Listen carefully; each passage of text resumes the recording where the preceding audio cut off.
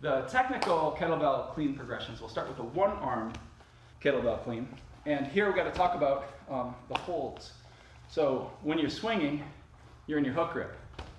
It's sitting in the fingers, not in the palm. The swing doesn't look like this. You don't have your hand hooked around it with the hand flexed. This is just going to poop out your wrist and your finger flexors a lot faster if you try to crush your hand around it and then swing it. So use your hook grip, nice long neutral wrist. And then it has to move into the rack position, which if we do it on the ground, we go from hook, and I am using my thumb to lock my fingers down here in the hook, into the rack position. So I bypass my whole palm and I go straight to the heel of my hand. Fingers, heel. Fingers to heel. And then this is the position that I can bring it up into a rack. I make a triangle with my arm, and the bell rests in the pocket of this triangle. It's making contact with my forearm, it's making contact with my hand, and it's staying close to my arm and my body. And what it's not doing is sitting way out here, giving myself arm wrestling myself and giving myself a shoulder lock with the kettlebell. You got to bring it up and catch it in that pocket. Elbow stays in close. It's not winging out here, and the bell is definitely not winging out here. That's rack position. Trying to find structure at the top. Now we can start doing it from a stand.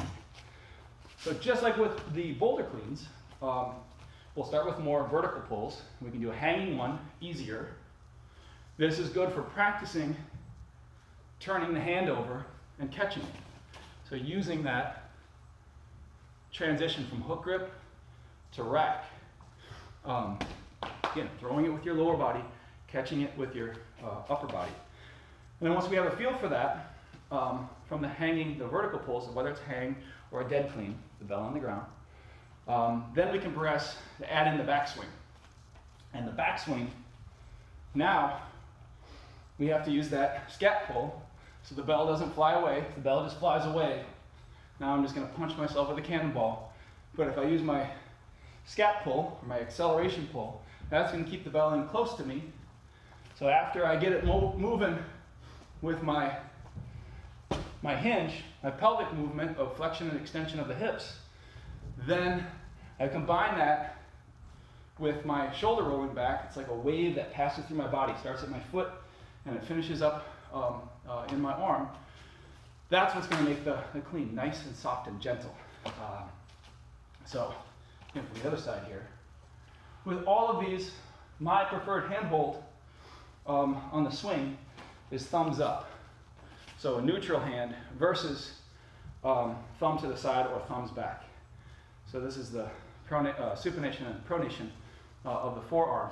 My preference is for everyone to learn it with thumbs up first. There are reasons to maybe incorporate other positions, especially for other lifts.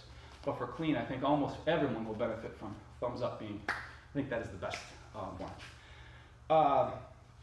So other things to think about, the connection of the bell and the body matters. If I let that bell go in the drop, this is called the drop, the backward portion of the lift.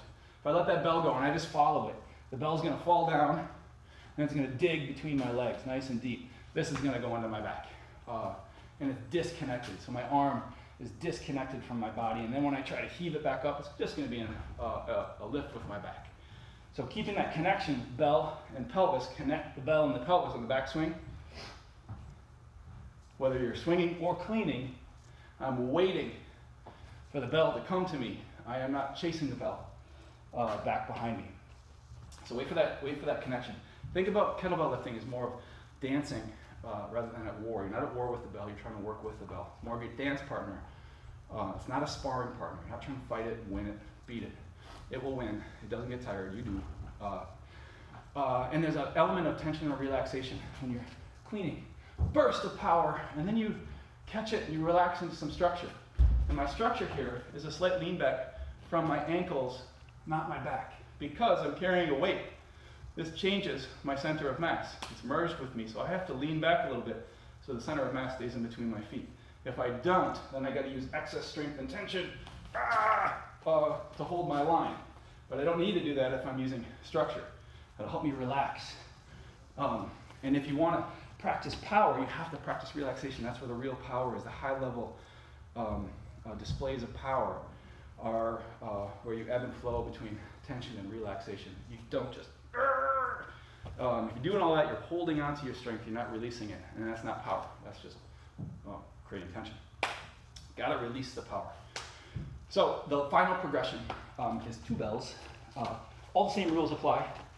The one difference is when you have 1 bell, it's a little bit of a cross-body movement. Your opposite side of the lower body is going to drive the movement up. So it's a little bit cross-body, a little bit of a spiral.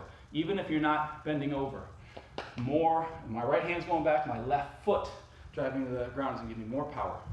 So when I go to 2 bells, it's going to be square, bilateral, straight down the middle, all sagittal. No funny business.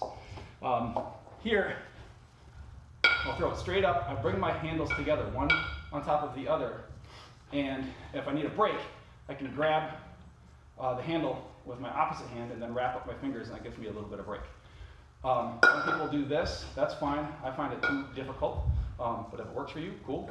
I like to one on top of the other, and then tuck my fingers in and catch. When I let go, both come together, the bells do touch. A lot of people feel like they can't touch the bells. Nope, make them touch. Use the sound of the bell to help find your rhythm.